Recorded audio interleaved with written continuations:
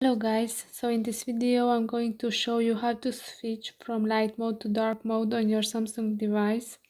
So first of all you have to go to settings and then to display menu,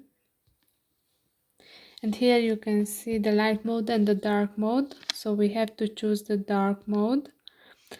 Then there are additional settings for dark mode, which are the first one is turn on as scheduled, and the other one is adaptive color filter. So this setting is for to schedule dark mode to turn on between sunset and sunrise. Of course location is needed to be turned on, and on the turn on as scheduled menu point you can choose between two options. The first is the sunset to sunrise, and the other one is the custom schedule.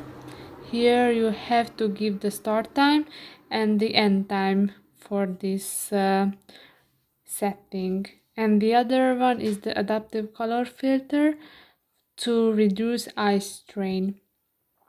So this is for this video, and in the next one I'm going to show you other options for